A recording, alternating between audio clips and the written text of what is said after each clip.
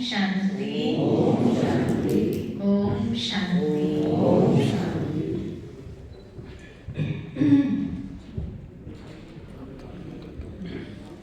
सर्व के सदगति दाता,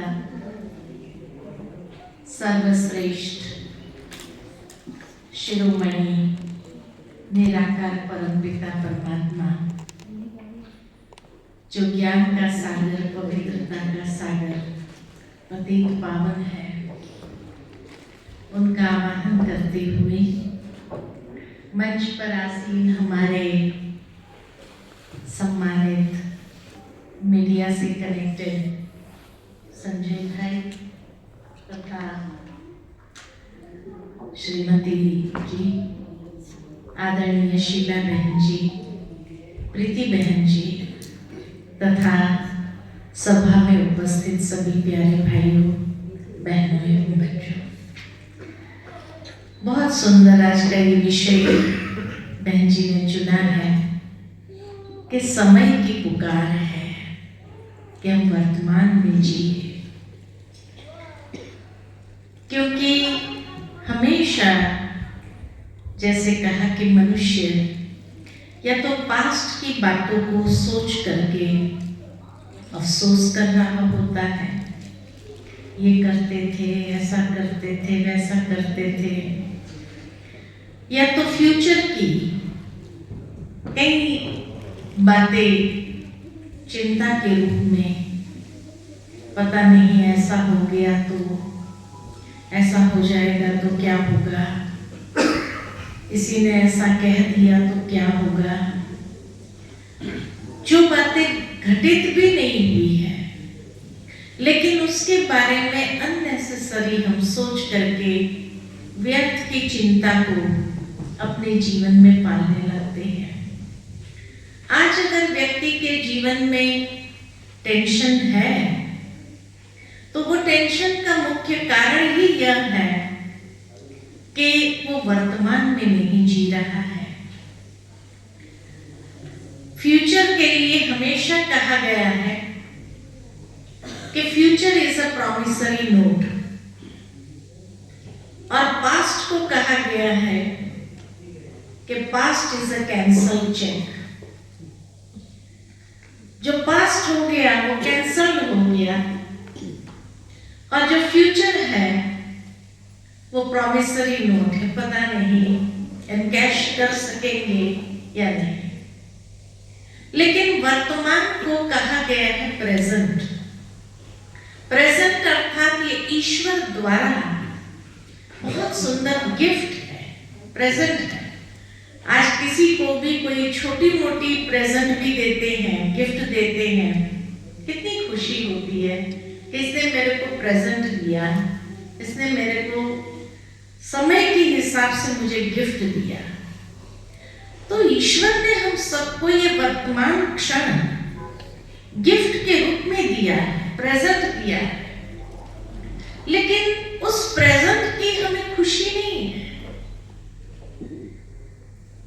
क्योंकि कहीं ना कहीं मन के विचार वो पास्ट की बातों से घिरे हुए हैं या फ्यूचर के बारे में नेगेटिव सोच रहा है।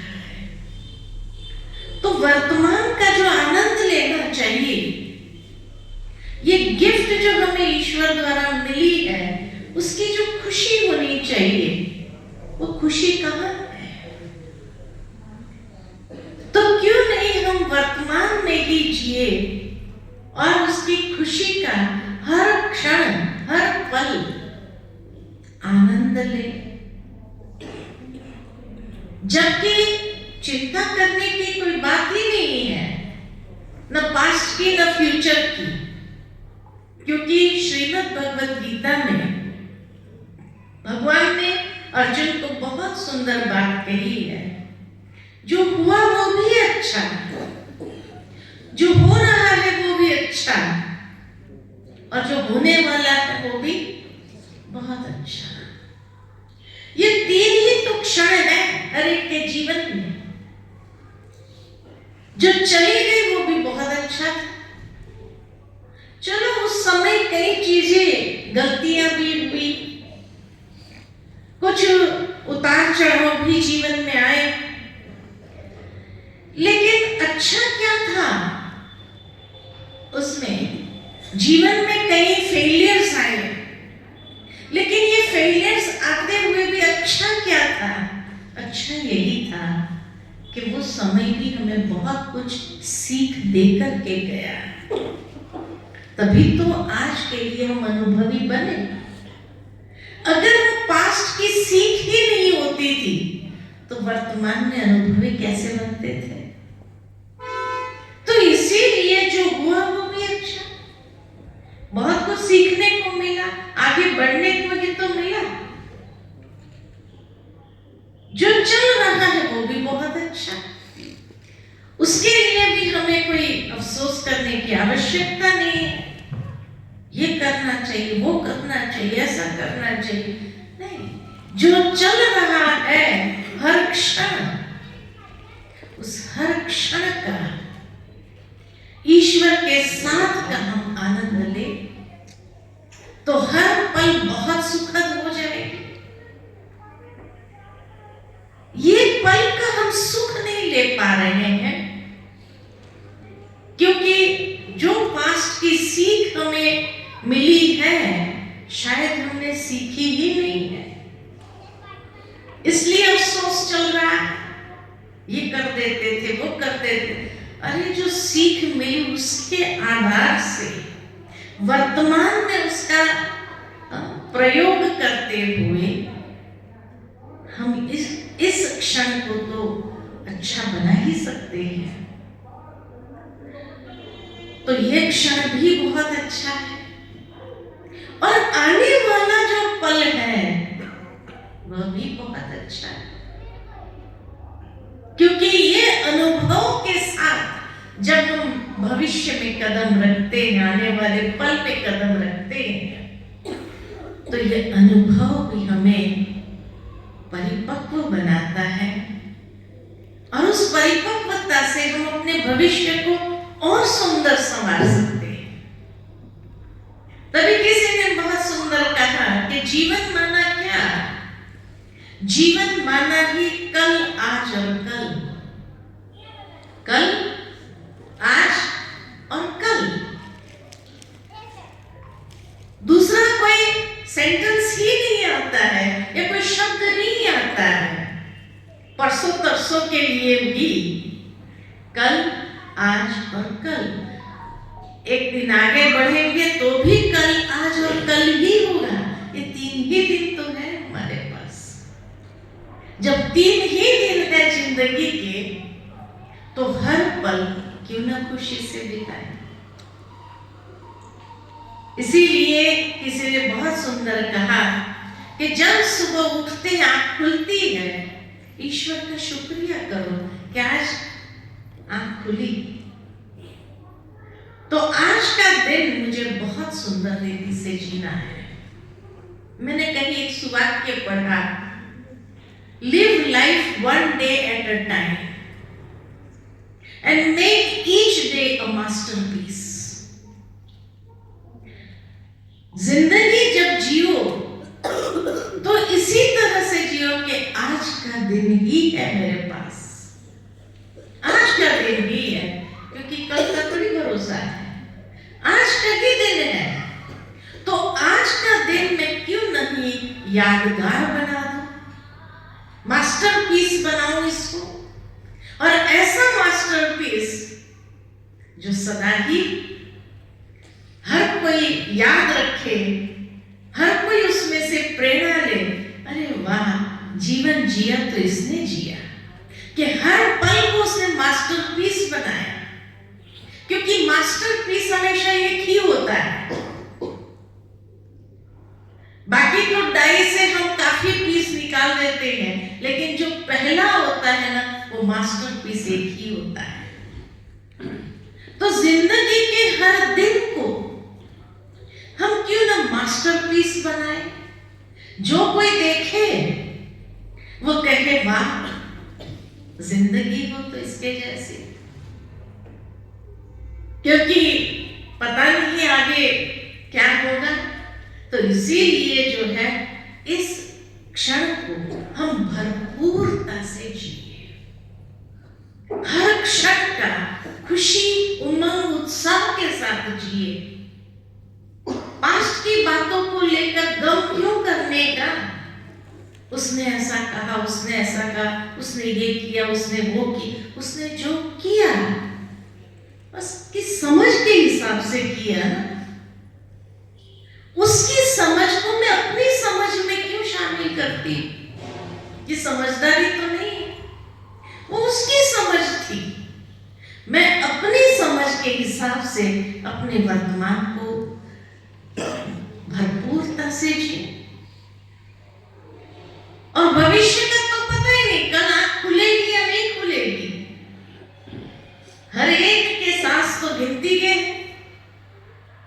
इसीलिए तो कहा जाता है कि भाई जिसकी जो तिथि निश्चित है उसी दिन कोई ना कोई कारण बनना है, उसको जाना ही है, हमें पता नहीं है। इसीलिए वो क्षण तक हम बहुत खुशी से, उमंग, उत्साह के साथ हर पल का आनंद लें। लेकिन उसके लिए मुझे अपने दृष्टि और वृत्ति को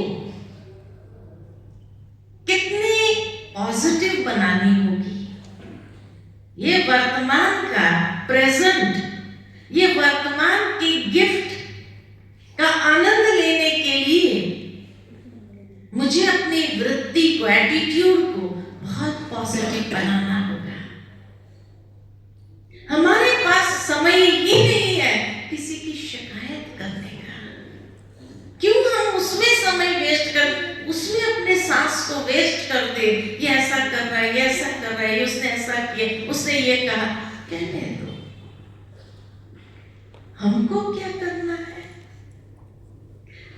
हमको इस क्षण में भरपूरता से, खुशी से एक एक क्षण का आनंद लेते हुए जीना है।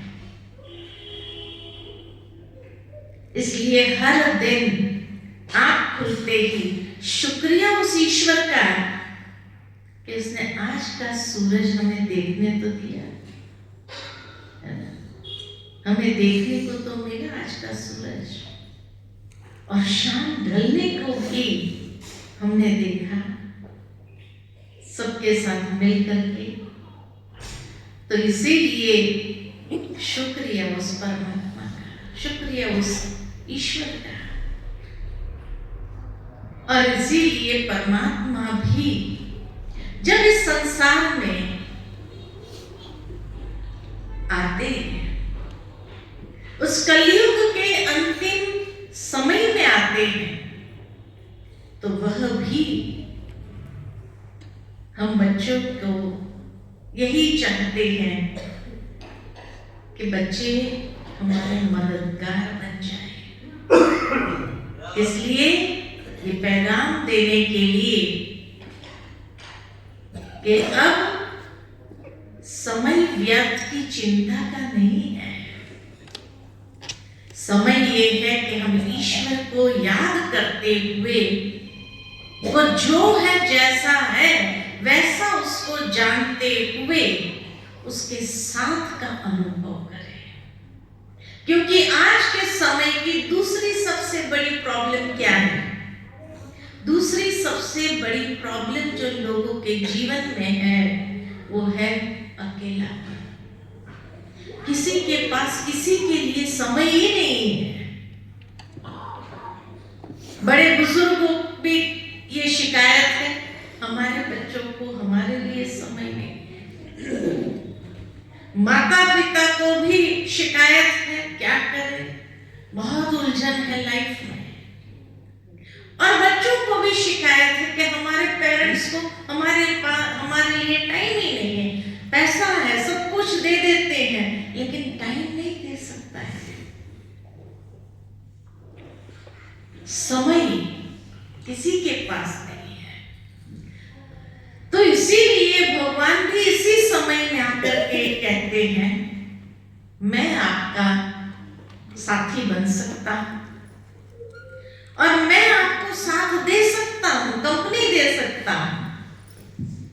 क्या हम भगवान की कंपनी को प्राप्त करने के इच्छुक हैं? क्योंकि दुनिया में तो किसी को किसी के लिए समय है ही नहीं। सबसे बड़ी कलयुग की यही तो विडंबना है। कहां समय जा रहा है पता ही नहीं है, कहां समय चला जाता है किसी को पता नहीं है, लेकिन जा रहा है। और इसलिए अकेलापन सबसे बड़ा अभिशाप बनता जा रहा है वर्तमान समय में। हर कोई ये महसूस करता है किसी को मेरे लिए वक्त है ही नहीं, और इसलिए जब वक्त ही नहीं है तो वो अकेलापन अंदर खा रहा है व्यक्ति को, और इसलिए डिप्रेशन का शिकार बनता जा रहा है, मानसिक रूप से असंतुलित हो रहा है। ऐसे समय में ईश्वर ने जो वायदा किया, यदा यदा हि धर्मस्य, कि अधर्म के समय पर मैं संसार में अवतरित होता और अवतरित होकर के ऑफर करता हूं कि हम आपको कंपनी दे सकते हैं। अब सोचो, परमात्मा की कंपनी जिसको मिल जाए कितना न भाग्यवान होगा। उसके जैसा सौभाग्यशाली और कौन हो सकता है। लेकिन क्या उसकी कंपनी का अनुभव करने के लिए भी, उस सुख का अनुभव करने के लिए भी हमारे पास वक्त है, या हम अपने ही उलझनों में उलझे हुए हैं? तो ये समय भी हाथ से निकल जाएगा, और जब ये समय भी निकल जाएगा और उस समय अगर एहसास हो कि अरे भगवान मुझे कंपनी देने आया था, उस सुख का अनुभव करना चाहिए था मुझे, लेकिन मैंने नहीं किया। भगवान ऑफर कर रहा है, जो संबंध आपको प्रिय हो वो संबंध आप मेरे साथ जोड़ सकते हो, और उस संबंध का सुख अनुभव कर सकते हो। फरवरी मास में ही ये शिवरात्रि का महात्योहार, महाशिवरात्रि जिसको का वो त्योहार आता है, और इस त्योहार में भगवान हर संबंध से हमें सुख देना चाहते हैं। तभी तो जब वो चला जाता है तो भक्ति में उसके नाम की प्रार्थना बनाई, उस बात के लिए प्रार्थना बनाई। कौन सी बनाई? त्वमेव माताश्च पिता त्वमेव, त्वमेव बंधुश्च सखा त्वमेव, त्वमेव विद्या द्रविणं त्वमेव, त्वमेव सर्वं मम देव देव। जो देवों का भी देव है वो ये सारे संबंधों की ऑफर दे रहा है।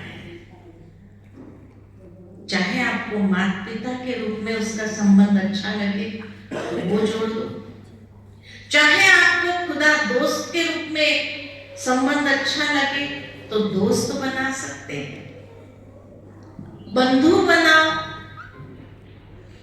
चाहे उसको परम शिक्षक के रूप में देखो या सदगुरु के रूप में देखो, सर्व संबंध वो ऑफर कर रहा है कि उसका सुख जो आपके जीवन के अंदर एक खोखलापन है कहीं ना कहीं, उस संबंध का उस खोखलेपन को भरने के लिए वो तैयार है वर्तमान में। कई बार हम सोचते हैं अरे भगवान तो इतना ऊंचा है, सर्वश्रेष्ठ है, और हम तो कहां हम चरणों की धूल है, बराबर ये कैसे करेंगे? भगवान ये सारी दीवारों को तोड़ करके हमारे समान तुम्हारे साथी बनने के लिए तैयार है। कभी जोड़ के तो देखो। आज दुनिया के अंदर साल के अंदर हर दिन कभी मदर्स डे आता है, कभी फादर्स डे आता है, कभी कौन सा दिन आता है, कभी फ्रेंडशिप डे आता है, तो कभी वैलेंटाइन आता है, कभी कौन सा आता है। मना क्यों? क्योंकि व्यक्ति के जीवन में कहीं ना कहीं कोई ना कोई संबंध का एक खोखलापन अंदर में है। हेलोनेस जिसको कहा जाए वो हेलोनेस है, जिसको भरना चाहता है। इसलिए उस दिन को मनाता है ताकि वो दिन किसी न किसी के साथ यादगार बनाना चाहता है,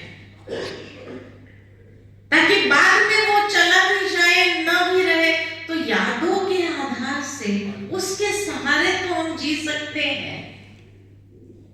लेकिन भगवान कहते हैं तुम सर्व संबंध मेरे साथ जोड़ दो, सर्व संबंधों का सुख ले लो। कभी तुम्हारे जीवन के अंदर खोखलापन आएगा ही नहीं, खालीपन आएगा ही नहीं। हर समय उस आनंद में व्यतीत कर सकते हैं। और कल भी अच्छा था, आज भी अच्छा, और कल भी बहुत अच्छा रहेगा। तो इसीलिए इस खालीपन को मिटाने के लिए ये महाशिवरात्रि का सुंदर त्योहार जो सारे भारत भर में मनाया जाता है। लोग शिवालयों में जाकर के विशेष शिव की अर्चना पूजा करते हुए उसके साथ का अनुभव करना चाहते हैं। उसके लिए व्रत रखते हैं, नियम रखते हैं, शुद्धता को अपनाते हैं और उस शुद्धि को अपनाते हुए सारा दिन शिवालयों में व्रत रखते हुए, नियम रखते हुए कहीं ना कहीं सोचते हैं कि उसके साथ का वो अनुभव हो जाए।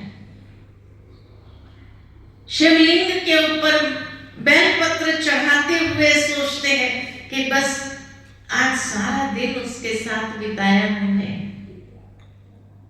अंदर एक खुशी होती है। लेकिन भगवान कहते हैं हर दिन मनाओ ना ऐसा, एक दिन क्यों? मैं तो पूरा समय आपके लिए हाजिर हूं। ये संगम आत्मा और परमात्मा का ये बहुत सुंदर संगम है।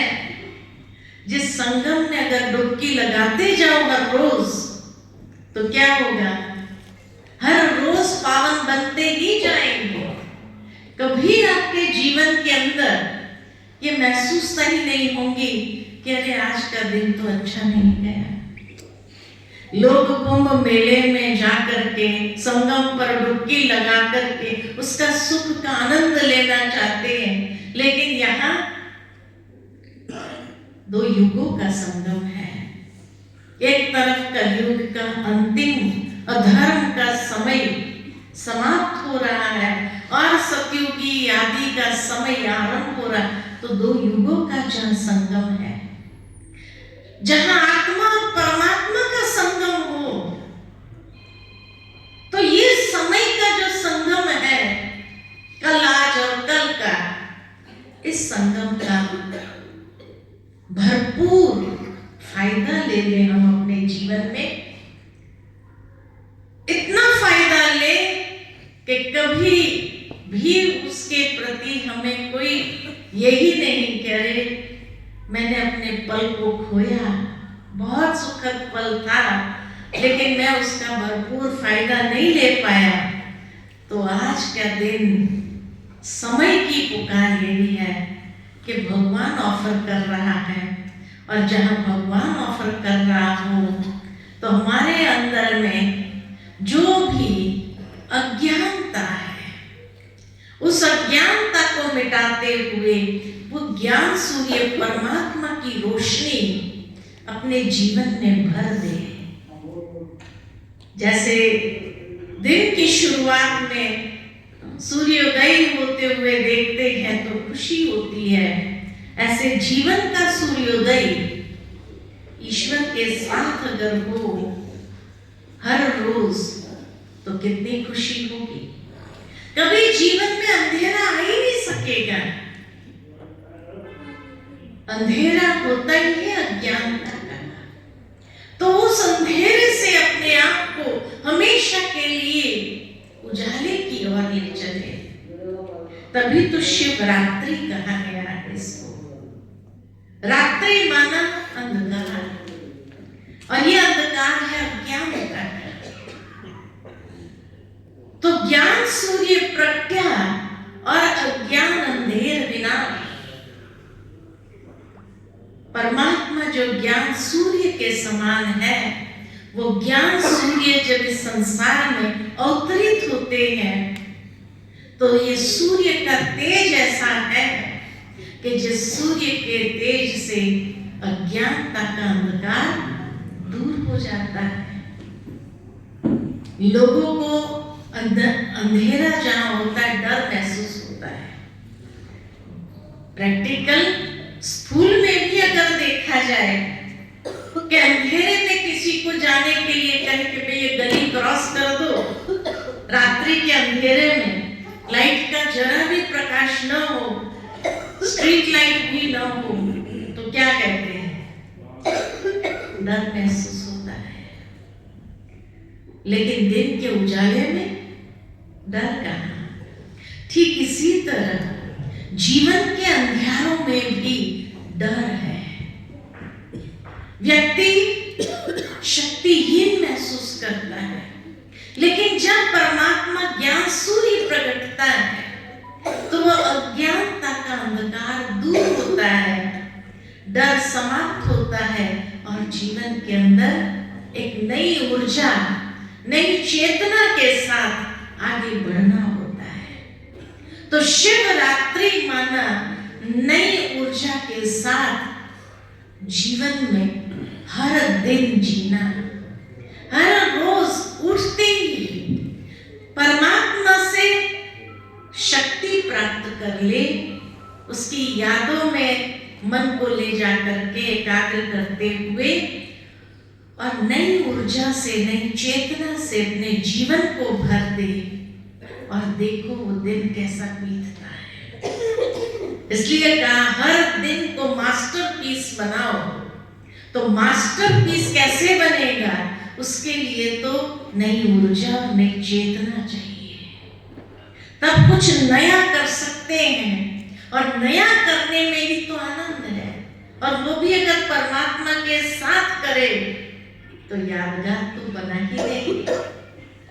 जैसे एक दिन के यादगार को दुनिया याद करेगी, इसका हर दिन कैसा था। कई ऐसे बड़े खुश मिजाज रहने वाले इंसान होते हैं, और वो जब इस संसार से जाते हैं तो लोग क्या कहते हैं? जिंदा दिली था, उसके संग में चले जाते थे तो भी हमारे अंदर भी एक नई ऊर्जा आ जाती थी, नई चेतना आ जाती थी। तो परमात्मा ऊर्जा और चेतना के साथ जब हम हर दिन गुजारेंगे तो हमारा हर दिन ऐसा यादगार होगा जो हर कोई याद करेगा, अरे इसके जैसा जीवन होना चाहिए। क्यों हम बीती हुई बातों को सोचते हुए रोते हैं? क्यों हम भविष्य की चिंता, बच्चों के बच्चे क्या खाएंगे उसकी चिंता हमसे कर रहे हैं? एक बात याद रखिए, हर आत्मा अपना नसीब खुद लेके आती है। हर आत्मा अपना नसीब खुद लेके आती है। उसको आपसे जितना लेना होगा उतना ही लेंगे, उससे अधिक नहीं ले सकते। उससे अधिक अगर आपने जमा भी किया होगा ना, कोई और लूट के ले जाएगा, खा जाएगा, नुकसान हो जाएगा बिजनेस में, उसके नसीब का नहीं होगा, उसको नहीं मिलेगा। तो वर्तमान समय को आप इकट्ठा करने में बच्चे के बच्चे, अरे हर आत्मा अपने कर्मों के हिसाब से अपना नसीब खुद लिख करके लाता है। आपके हिस्से पर अगर उसका होगा ही नहीं तो क्या होगा? कई बार हम देखते हैं बच्चे जब मेले में जाते हैं, ट्रेन में जाते हैं। अभी एक भाई ने मुझे अपनी बात सुनाई कि बचपन से हमारे माता पिता हमको लेकर, में एक ही बेटा था 6 साल का, बोले मुझे थोड़ा बहुत याद है, 6 साल का था, और कोई स्टेशन में, बिहार में कोई स्टेशन बताया उसने, उस स्टेशन पर ट्रेन के लिए खड़े थे और ट्रेन आई, चढ़े भी हम, लेकिन मेरे को लगा मैं पानी पीना चाहता हूँ, तो इधर आकर के जैसे ही नीचे उतरा, बॉटल भर के लाता हूँ सोच करके, उतने में ट्रेन चल पड़ी। और तब से मुझे पता ही नहीं, मैं अपने माँ बाप से मिला ही नहीं, माँ बाप कहाँ है मुझे मालूम नहीं। और मैं छोटा सा बच्चा रोने लगा, 6 साल का था तो रोने लगा, और रोने लगा, खूब रोता रहा स्टेशन पर बैठे बैठे। अचानक वो मदर टेरेसा के फाउंडेशन की जो बहनें थी, उन्होंने देखा एक छोटा बच्चा रो रहा है। वो मेरे पास आई और मुझे पूछा कि कहाँ है तेरे माता पिता? चली गई, ट्रेन तो चली गई, अब पता नहीं कहाँ वो चले गए, मुझे तो मालूम नहीं कहाँ जाना था। वो बच्चा रोता रहा तो मदर टेरेसा की वो बहनें उनको अपने आश्रम पर ले आई। कहा तब से लेकर मैं उन्हीं के आश्रम पर पला बड़ा। आज 27-28 साल का जब वो हो गया, तो वो मदर टेरेसा की बहनों ने जब देखा कि इतना सिंसियरली उसने जीवन बिताना चाहा उस आश्रम में, कि भाई मेरा जीवन अगर बचाया, नहीं तो कहाँ मुझे कोई ले जाते थे, मेरे अंगों को काट करके बेच देते थे और मुझे किस हालत में रख देते थे। उसके बदले ये मदर टेरेसा की जो बहनों, तो बड़ा सिंसियर काम करता था।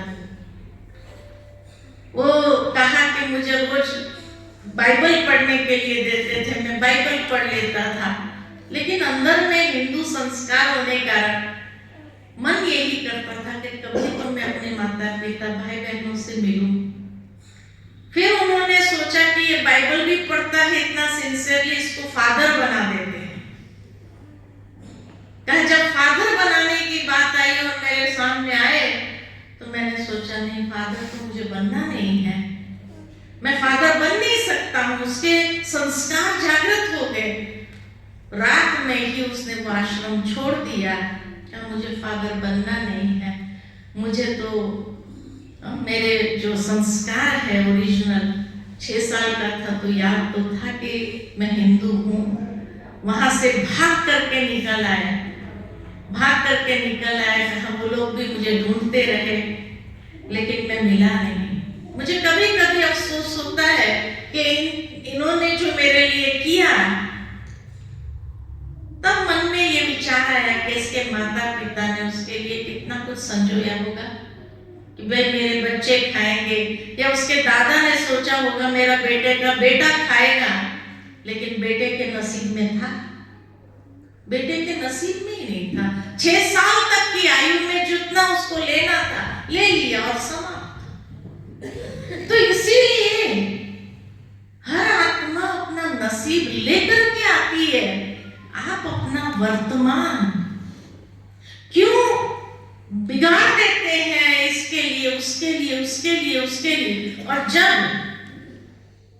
जब वो नहीं भोग सकता है, कितना दुख होता है। दुखी किसने किया? दुखी किसने किया? शायद ये वर्तमान ने, जो हमने मोहवश या जो हमने लोभवश एकत्रित करने में कहीं किसी को दुख दिया है, तो उसके दुख के जो वाइब्रेशन है वही तो प्राप्त हुए। इसलिए भगवान कहते हैं कल, आज और कल। आज को इतना सुंदर बनाओ, इतना श्रेष्ठ बनाओ, इतना फलदायी बनाओ, इतने अच्छे कर्म करो। गीत में हमने सुना सबका भला हो, सबका ये हो। जब इतनी शुद्ध भावनाएं प्रवाहित होने लगेगी, तब आप अपने भविष्य को इतना सिक्योर कर देंगे जो हमें डरने की कोई जरूरत नहीं। मनुष्य को हमेशा एक चीज डराता है, और कौन सी चीज डराता है? उसका अंतकाल। और अंतकाल इसीलिए डराता है कि पता नहीं अब यहां से जाएंगे तो कहां जाएंगे, कहां जन्म होगा। क्यों? क्योंकि उस समय रियलाइजेशन होता है मैंने अपना भविष्य तो बनाया ही नहीं। भविष्य कैसे बनाएंगे? जो साथ ले जाने वाली चीज है उसको तो इकट्ठा किया नहीं, जो छोड़ने वाली चीज है उसको इकट्ठा करने में लगे रहे, जो साथ में चलने वाली चीज है उसको तो इकट्ठा किया नहीं। इसलिए वो समय डराता है, क्योंकि तब रियलाइजेशन होता है कि जो मेरे साथ चलने वाला है, अच्छे कर्म, पुण्य कर्म की पूंजी, वो तो मैंने एकत्रित किया ही नहीं।